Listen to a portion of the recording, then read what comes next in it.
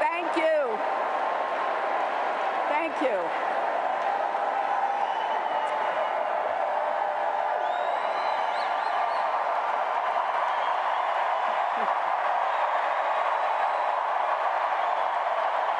Thank you all very, very much. Thank you for that amazing welcome. Thank you all for the great convention that we've had. And Chelsea, thank you. I am so proud to be your mother and so proud of the woman you've become. Thank you for bringing Mark into our family and Charlotte and Aiden into the world.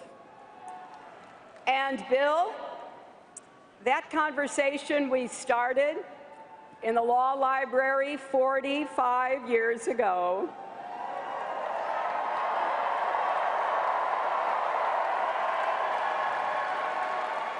it is still going strong.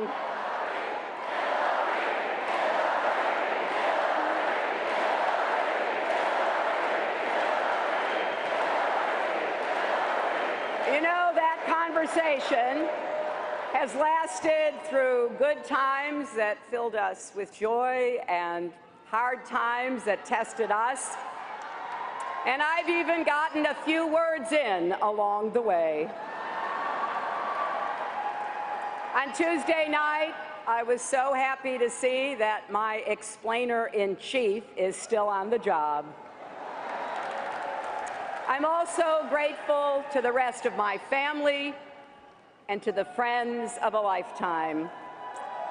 For all of you whose hard work brought us here tonight, and to those of you who joined this campaign this week, thank you.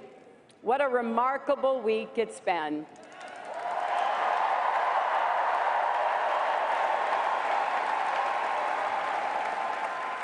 We heard the man from hope, Bill Clinton, and the man of hope, Barack Obama.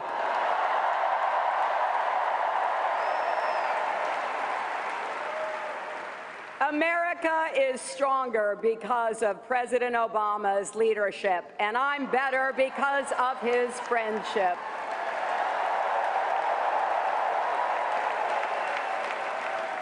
We heard from our terrific Vice President, the one and only Joe Biden.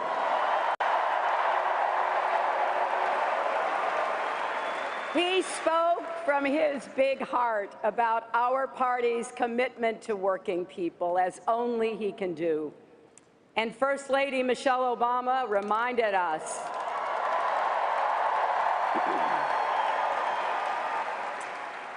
that our children are watching. And the president we elect is going to be their president, too. And for those of you out there who are just getting to know Tim Kaine,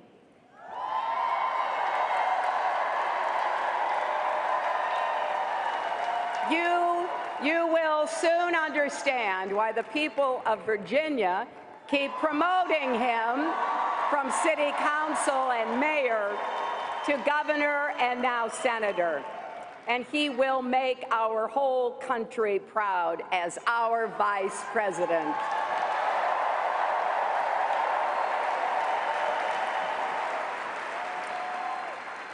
And I want to thank Bernie Sanders.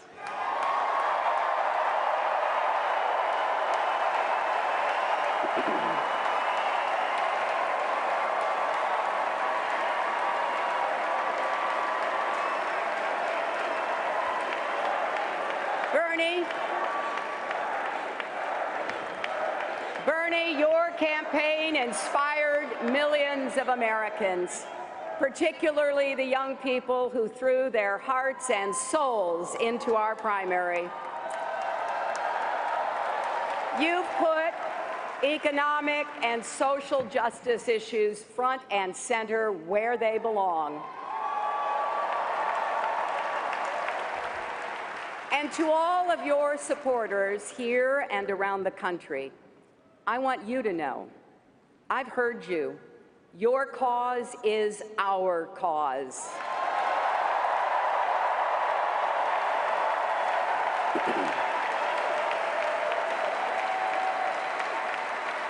Our country needs your ideas, energy, and passion. That is the only way we can turn our progressive platform into real change for America.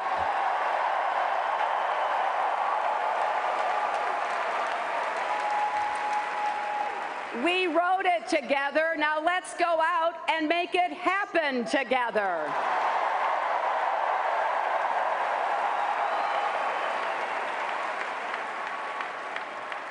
My friends, we've come to Philadelphia, the birthplace of our nation, because what happened in this city 240 years ago still has something to teach us today.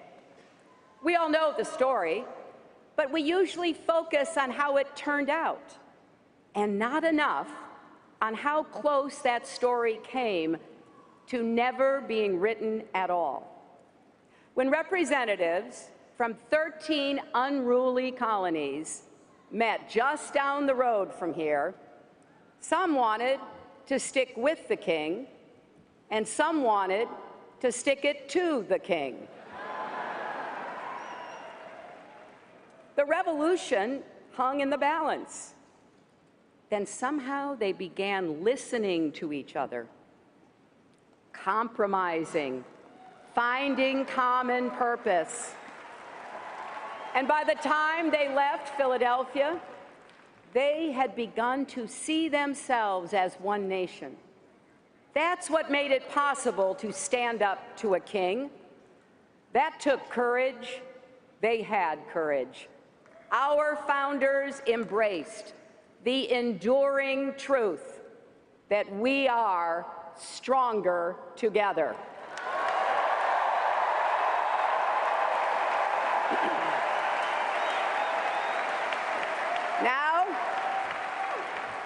Now America is once again at a moment of reckoning.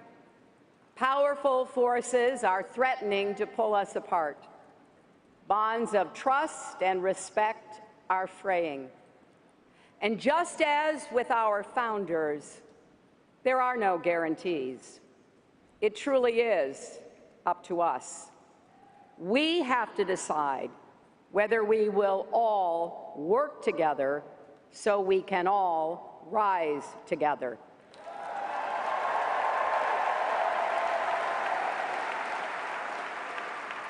Our country's motto is E pluribus unum. Out of many, we are one.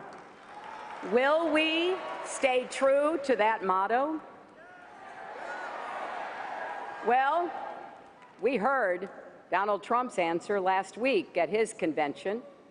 He wants to divide us from the rest of the world and from each other. He's betting that the perils of today's world will blind us to its unlimited promise. He's taken the Republican Party a long way, from morning in America to midnight in America.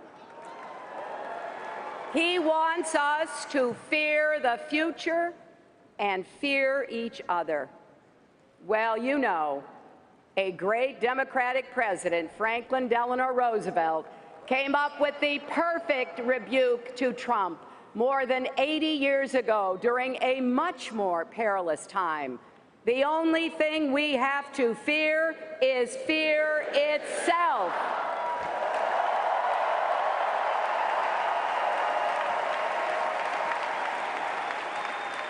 Now, we are clear-eyed about what our country is up against, but we are not afraid. We will rise to the challenge, just as we always have. We will not build a wall. Instead, we will build an economy where everyone who wants a good job can get one.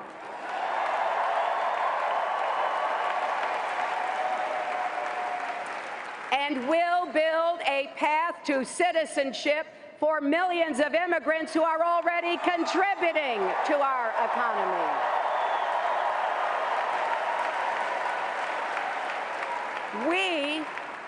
We will not ban a religion. We will work with all Americans and our allies to fight and defeat terrorism.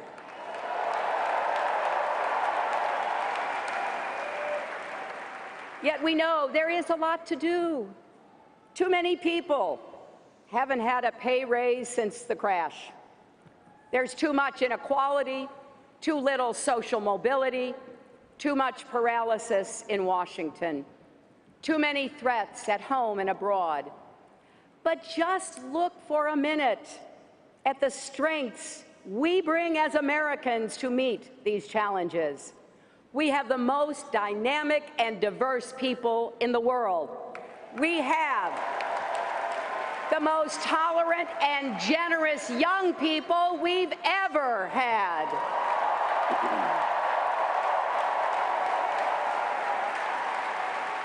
We have the most powerful military, the most innovative entrepreneurs, the most enduring values: freedom and equality, justice and opportunity. We should be so proud that those words are associated with us.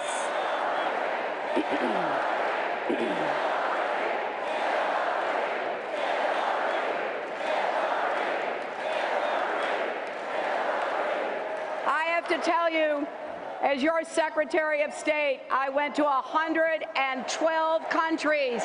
When people hear those words, they hear America.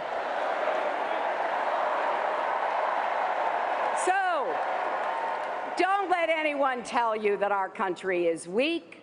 We're not. Don't let anyone tell you we don't have what it takes. We do. And most of all, don't believe anyone who says, "I alone can fix it." Yes, those were actually Donald Trump's words in Cleveland. And they should set off alarm bells for all of us. Really? I alone can fix it? Isn't he forgetting troops on the front lines, police officers and firefighters who run toward danger, doctors and nurses who care for us, teachers who change lives, entrepreneurs who see possibilities in every problem, mothers who lost children to violence and are building a movement to keep other kids safe? He's forgetting every last one of us. Americans don't say, "I alone can fix it." We say, "We'll fix it together."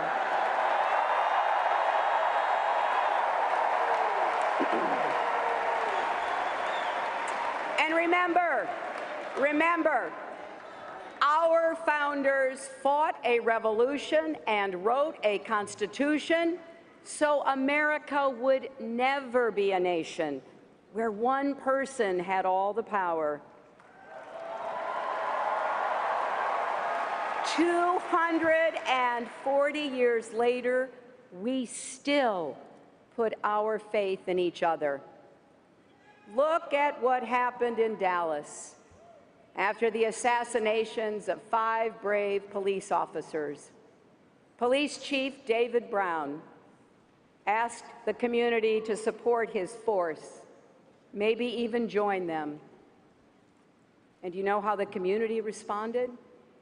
Nearly 500 people applied in just 12 days.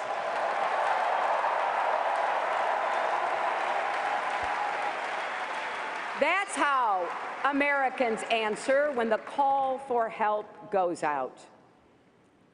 20 years ago, I wrote a book called "It Takes a Village."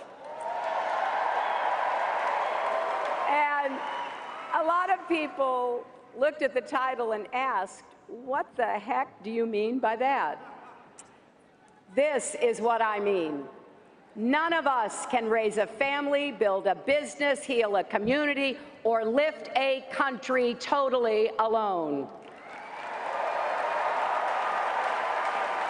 America needs every one of us to lend our energy, our talents, our ambition to making our nation better and stronger. I believe that with all my heart. That's why Stronger Together is not just a lesson from our history. It's not just a slogan for our campaign. It's a guiding principle for the country we've always been and the future we're going to build. A country where the economy works for everyone, not just those at the top.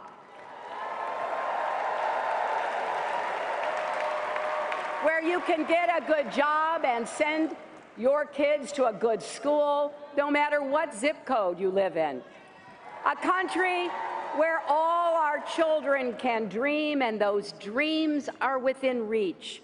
Where families are strong, communities are safe, and yes, where love trumps hate.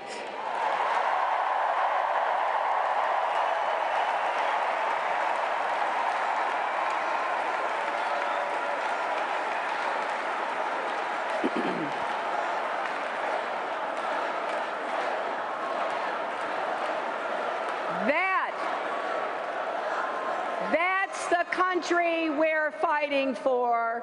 That's the future we're working toward. And so, my friends, it is with humility, determination, and boundless confidence in America's promise that I accept your nomination for President of the United States.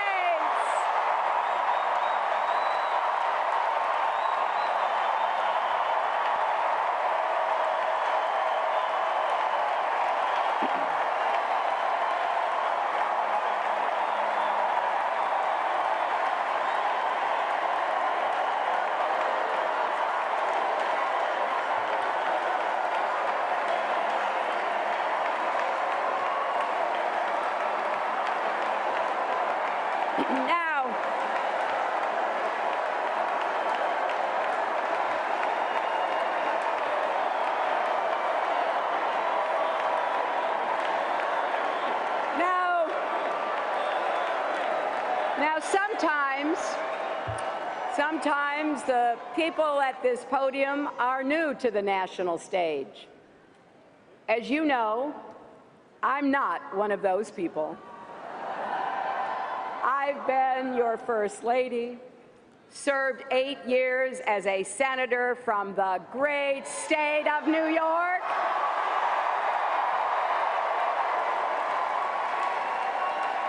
Then I represented all of you as Secretary of State. But my job titles only tell you what I've done. They don't tell you why. The truth is, through all these years of public service, the service part has always come easier to me than the public part. I get it that some people just don't know what to make of me. So let me tell you, the family I'm from, well, no one had their name on big buildings. My family were builders of a different kind. Builders in the way most American families are. They used whatever tools they had, whatever God gave them, and whatever life in America provided, and built better lives and better futures for their kids. My grandfather worked in the same Scranton lace mill for 50 years because he believed that if he gave everything he had, his children would have a better life than he did. And he was right. My dad, Hugh, made it to college. He played football at Penn State and enlisted in the Navy after Pearl Harbor. When the war was over, he started his own small business printing fabric for draperies. I remember watching him stand for hours over silk screens. He wanted to give my brothers and me opportunities he never had, and he did. My mother, Dorothy, was abandoned by her parents as a young girl. She ended up on her own at 14, working as a housemaid. She was saved by the kindness of others. Her first-grade teacher saw she had nothing to eat at lunch and brought extra food to share the entire year. The lesson she passed on to me years later stuck with me. No one gets through life alone. We have to look out for each other and lift each other up. And she made sure I learned the words from our Methodist faith. Do all the good you can for all the people you can in all the ways you can, as long as ever you can.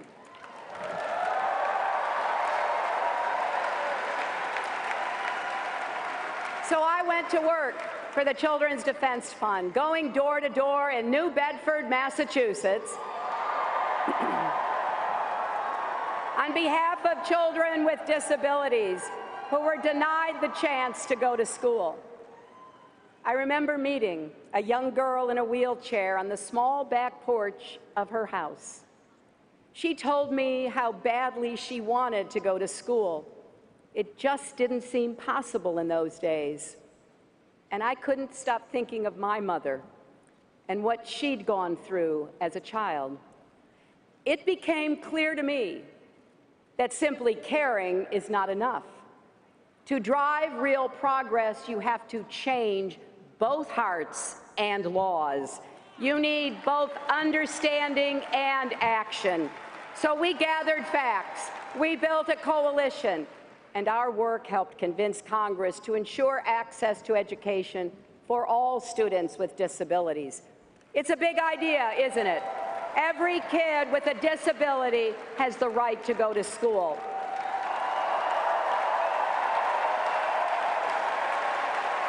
But how? How do you make an idea like that real? You do it step by step, year by year, sometimes even door by door. My heart just swelled when I saw Anastasia Somoza representing millions of young people on this stage.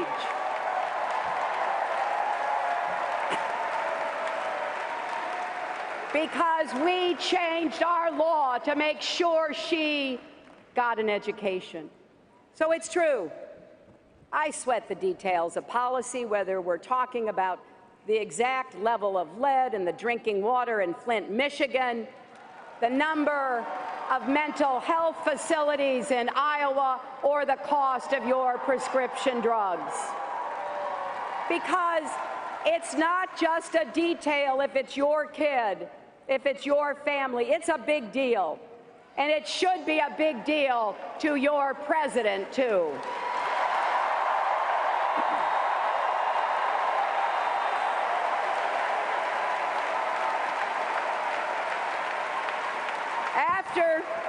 After the 4 days of this convention, you've seen some of the people who've inspired me, people who let me into their lives and became a part of mine, people like Ryan Moore and Lauren Manning.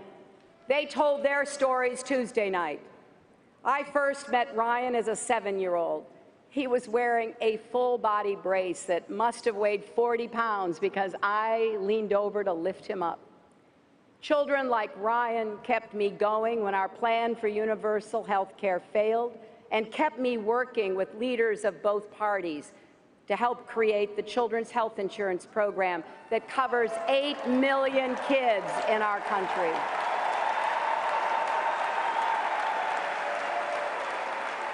Lauren Manning, who stood here with such grace and power, was gravely injured on 9/11. It was the thought of her and Debbie St. John, who you saw in the movie, and John Dolan and Joe Sweeney and all the victims and survivors that kept me working as hard as I could in the Senate on behalf of 9/11 families and our first responders who got sick from their time at Ground Zero. I was thinking of Lauren, Debbie, and all the others 10 years later in the White House Situation Room when President Obama made the courageous decision that finally brought Osama bin Laden to justice.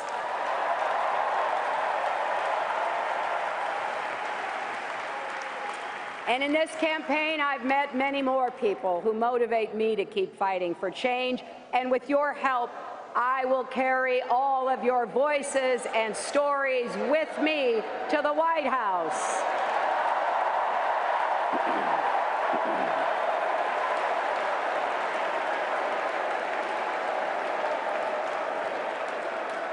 And you heard some from Republicans and independents who are supporting our campaign. Well, I will be a president for Democrats, Republicans, independents, for the struggling, the striving, the successful, for all those who vote for me and for those who don't, for all Americans together.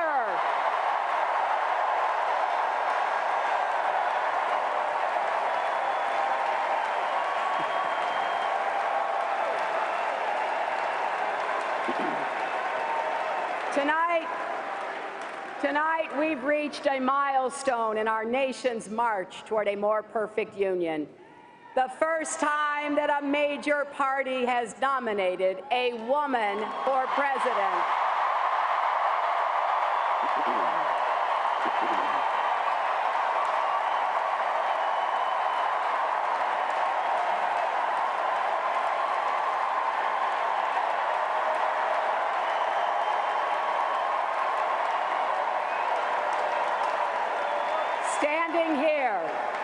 Standing here as my mother's daughter and my daughter's mother, I'm so happy this day has come. I'm happy for grandmothers and little girls and everyone in between.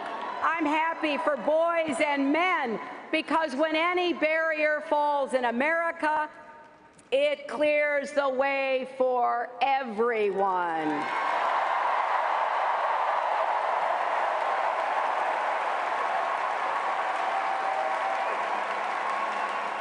After all, when there are no ceilings, the sky's the limit.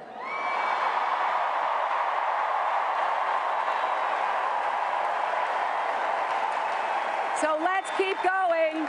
Let's keep going until every one of the 161 million women and girls across America has the opportunity she deserves to have.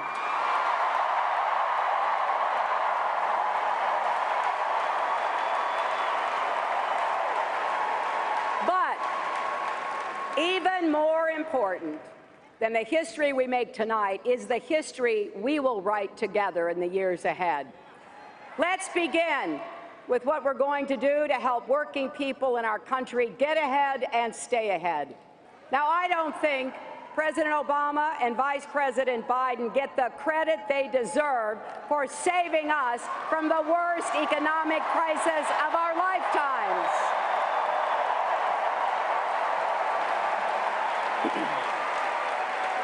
Our economy is so much stronger than when they took office. Nearly 15 million new private sector jobs, 20 million more Americans with health insurance, and an auto industry that just had its best year ever.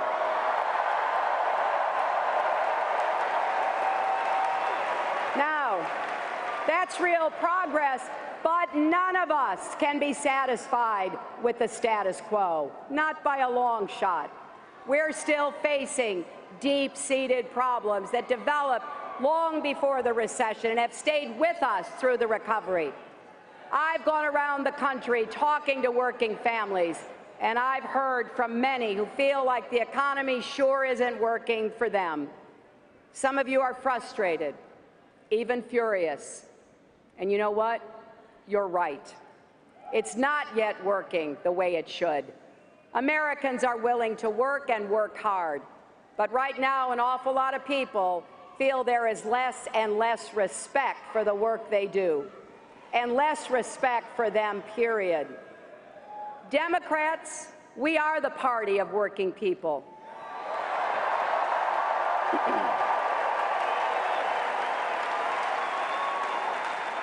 But we haven't done a good enough job showing we get what you're going through, and we're going to do something to help. So tonight I want to tell you how we will empower Americans to live better lives.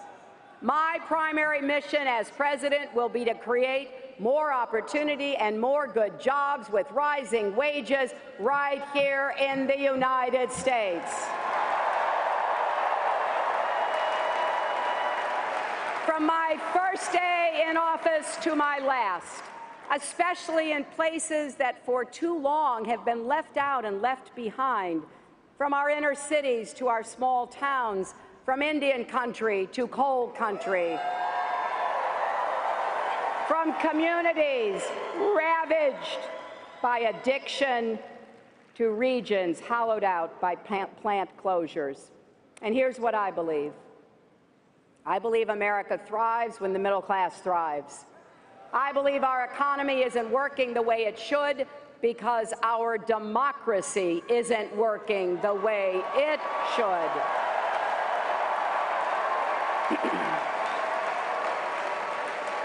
That's why we need to appoint Supreme Court justices who will get money out of politics and expand voting rights, not restrict them. And if necessary, we will pass a constitutional amendment to overturn Citizens United.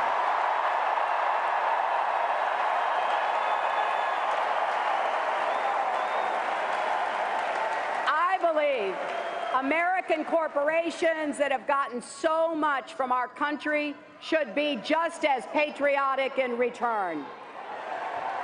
Many of them are, but too many aren't.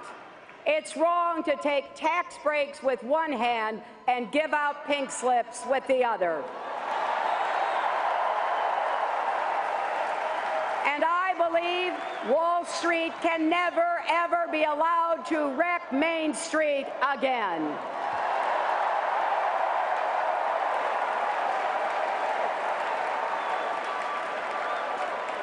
And I believe in science.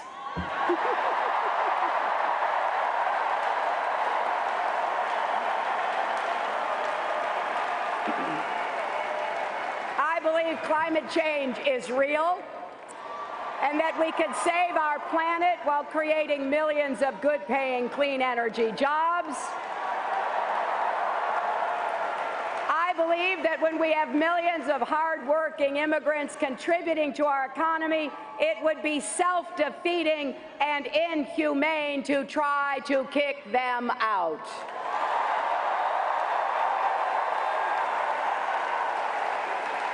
Comprehensive immigration reform will grow our economy and keep families together, and it's the right thing to do.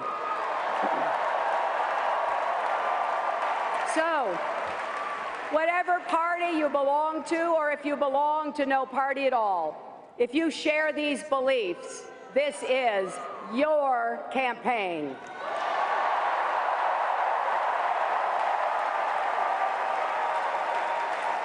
If you believe that companies should share profits, not pad executive bonuses, join us.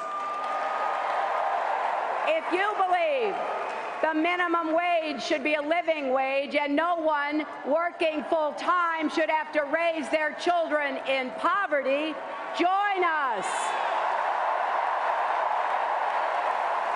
If you believe that every man, woman, and child in America has the right to affordable health care, join us. If you believe that we should say no to unfair trade deals, that we should stand up to China, that we should support our steel workers and auto workers and homegrown manufacturers, then join us.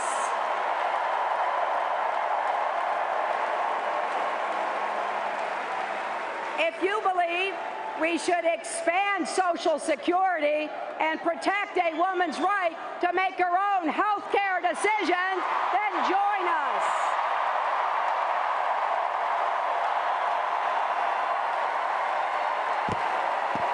And yes,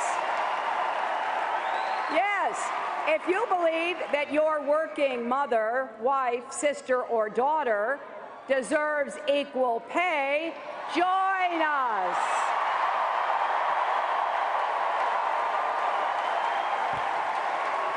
That's how we're going to make sure this economy works for everyone, not just those at the top. Now, you didn't hear any of this, did you, from Donald Trump at his convention? He spoke for 70-odd minutes, and I do mean odd.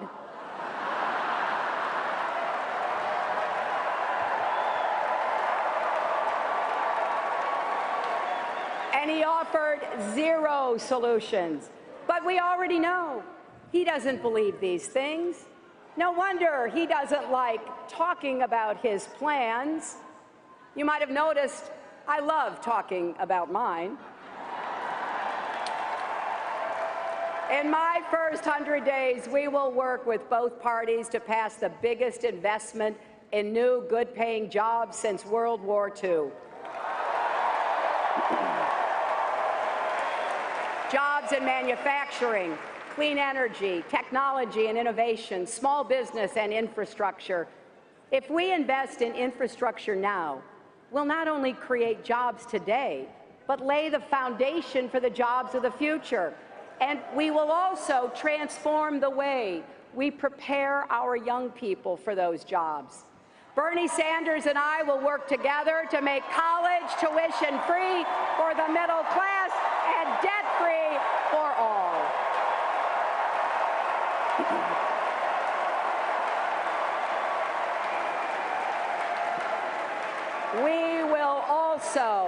We will also liberate millions of people who already have student debt.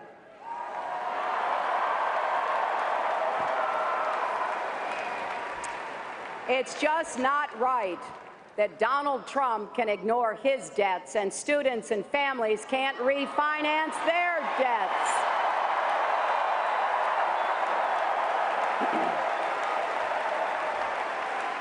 And something we don't say often enough, sure, college is crucial, but a four-year degree should not be the only path to a good job.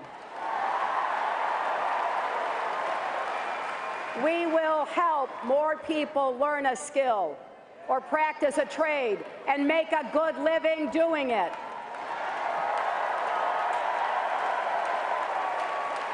We will give small businesses like my dad's a boost, make it easier to get credit. Way too many dreams die in the parking lots of banks. In America, if you can dream it, you should be able to build it. And we will help you balance family and work. And you know what? If fighting for affordable childcare and paid family leave is playing the woman card, then deal me in.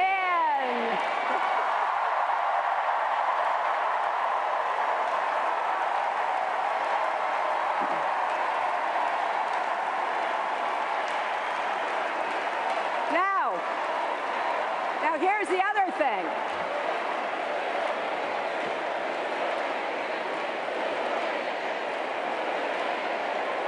Now, we're not only going to make all of these investments, we're going to pay for every single one of them. And here's how.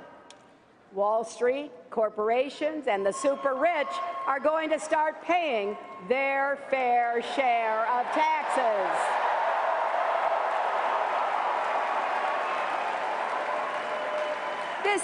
This is not because we resent success, but when more than 90% of the gains have gone to the top 1%, that's where the money is, and we are going to follow the money.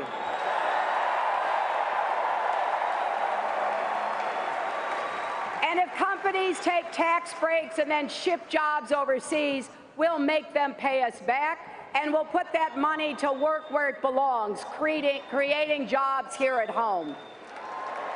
Now I imagine that some of you are sitting at home thinking, well, that all sounds pretty good, but how are you going to get it done?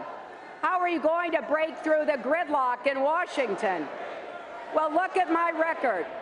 I've worked across the aisle to pass laws and treaties and to launch new programs that help millions of people. And if you give me the chance, that's exactly what I'll do as president. But then I also imagine people are thinking out there, but Trump, he's a businessman. He must know something about the economy. Well, let's take a closer look, shall we? In Atlantic City, 60 miles from here, you will find contractors and small businesses who lost everything because Donald Trump refused to pay his bills. Now remember what the president said last night. Don't boo, vote.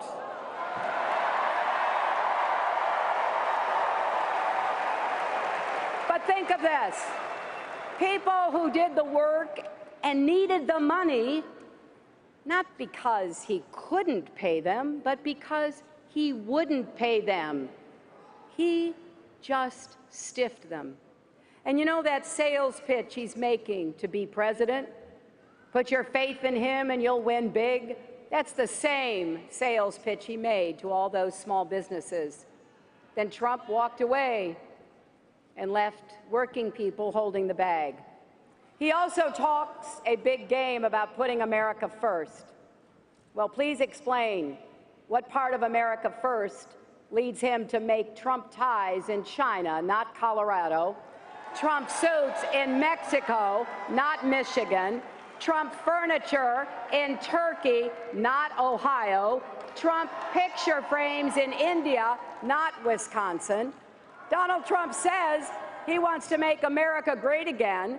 Well, he could start by actually making things in America again.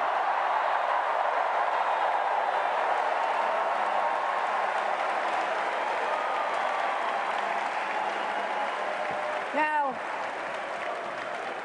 the choice we face in this election is just as stark when it comes to our national security.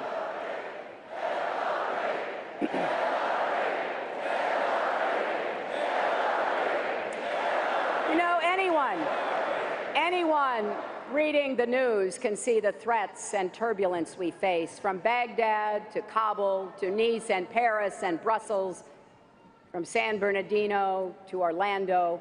We're dealing with determined enemies that must be defeated. So it's no wonder that people are anxious and looking for reassurance, looking for steady leadership, wanting a leader who understands we are stronger when we work with our allies around the world and care for our veterans here at home.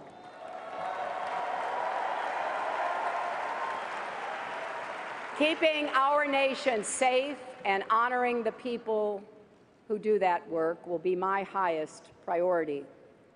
I'm proud that we put a lid on Iran's nuclear program without firing a single shot.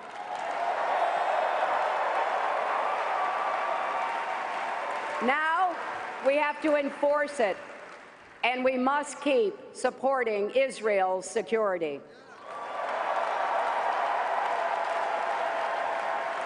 I'm proud that we shaped a global climate agreement. Now we have to hold every country accountable to their commitments, including ourselves. And I'm proud to stand by our allies in NATO against any threat they face, including from Russia.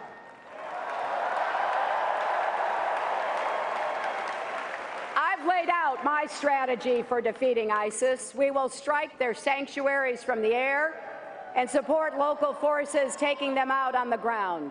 We will surge our intelligence so we detect and prevent attacks before they happen. We will disrupt their efforts online to reach and radicalize young people in our country. It won't be easy or quick, but make no mistake, we will prevail.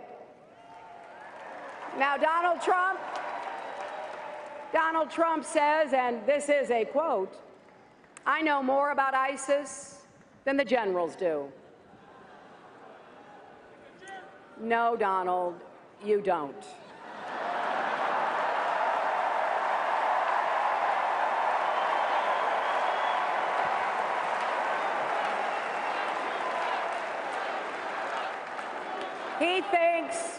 He thinks he knows more than our military because he claimed our armed forces are a disaster. Well, I've had the privilege to work closely with our troops and our veterans for many years, including as a senator on the Armed Services Committee, and I know how wrong he is. Our military is a national treasure. We entrust our commander-in-chief to make the hardest decisions our nation faces, decisions about war and peace, life and death. A president should respect the men and women who risk their lives to serve our country.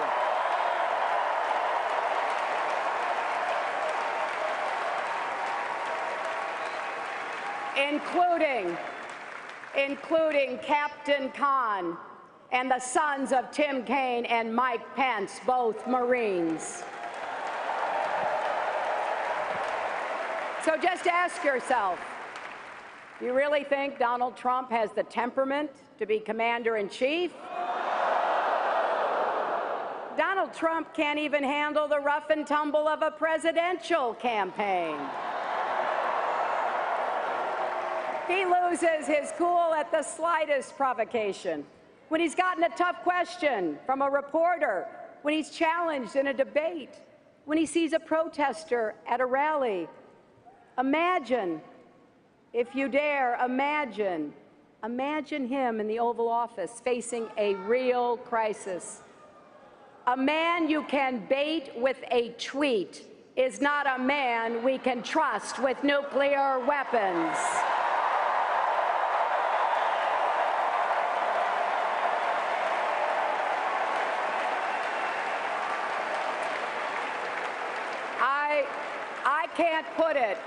I can't put it any better than Jackie Kennedy did after the Cuban Missile Crisis.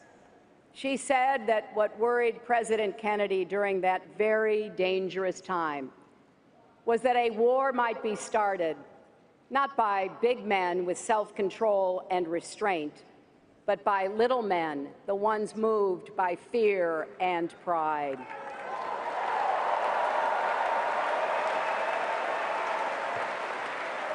America's strength doesn't come from lashing out. It relies on smarts, judgment, cool resolve, and the precise and strategic application of power, and that's the kind of commander-in-chief I pledge to be.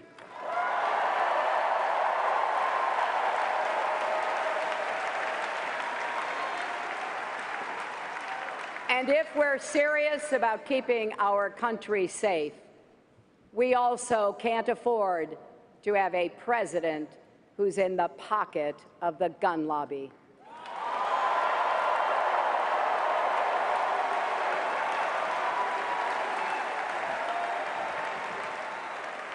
I'm not here to repeal the Second Amendment. I'm not here to take away your guns. I just don't want you to be shot by someone who shouldn't have a gun in the first place.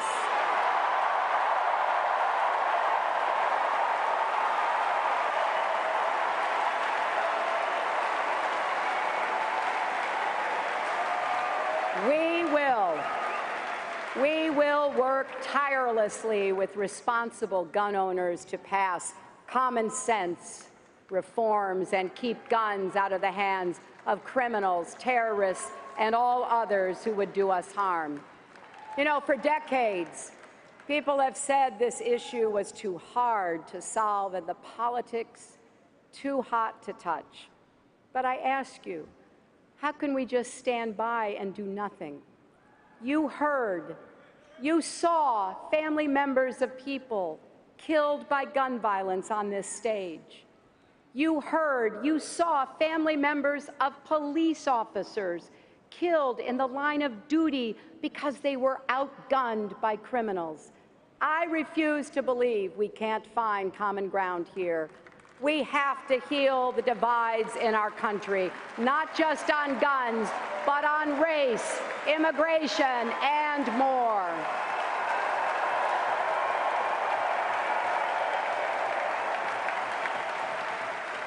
And that starts with listening to each other, trying as best we can to walk in each other's shoes. So let's put ourselves in the shoes of young Black and Latino men and women who face the effects of systemic racism and are made to feel like their lives are disposable.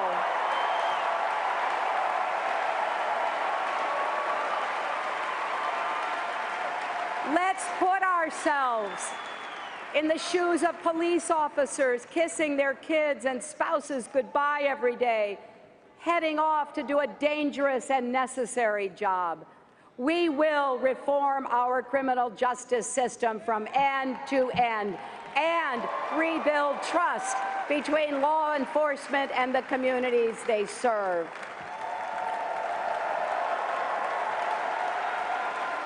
And we will defend all our rights, civil rights, human rights, and voting rights, women's rights and workers' rights, LGBT rights, and the rights of people with disabilities.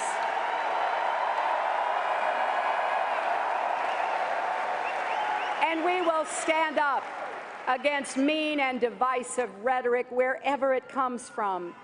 You know, for the past year, many people made the mistake of laughing off Donald Trump's comments, excusing him as an entertainer just putting on a show.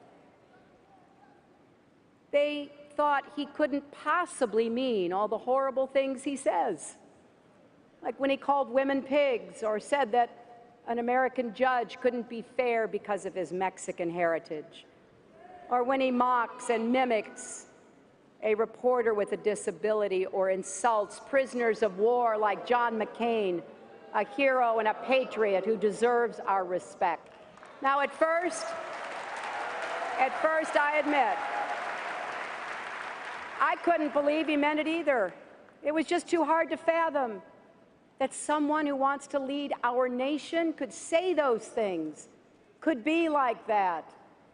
But here's the sad truth. There is no other Donald Trump. This is it. And in the end, it comes down to what Donald Trump doesn't get. America is great because America is good.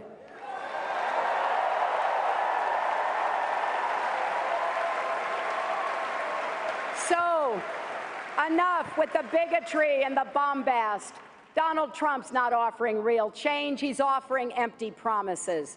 And what are we offering? A bold agenda to improve the lives of people across our country, to keep you safe, to get you good jobs, to give your kids the opportunities they deserve. The choice is clear, my friends. Every generation of Americans has come together to make our country freer, fairer, and stronger. None of us ever have or can do it alone. I know that at a time when so much seems to be pulling us apart, it can be hard to imagine how we'll ever pull together. But I'm here to tell you tonight, progress is possible. I know because I've seen it in the lives of people across America who get knocked down and get right back up. And I know it from my own life. More than a few times, I've had to pick myself up and get back in the game.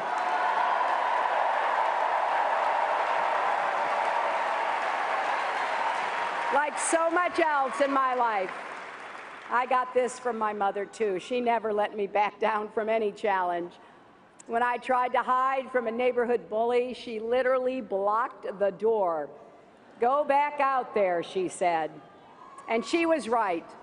You have to stand up to bullies. You have to keep working to make things better, even when the odds are long and the opposition is fierce. We lost our mother a few years ago, but I miss her every day, and I still hear her voice urging me to keep working, keep fighting for right no matter what.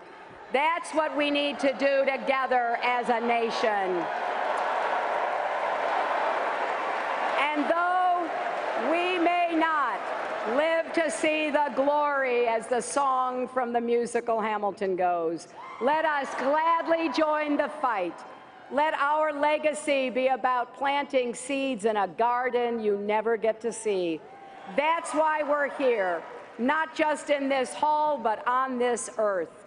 The founders showed us that, and so have many others since. They were drawn together by love of country and the selfless passion to build something better for all who follow. That is the story of America, and we begin a new chapter tonight. Yes, the world is watching what we do. Yes, America's destiny is ours to choose.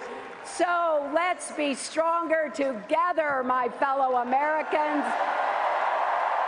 Let's look to the future with courage and confidence. Let's build a better tomorrow for our beloved children and our beloved country. And when we do, America will be greater than ever. Thank you, and may God bless you and the United States of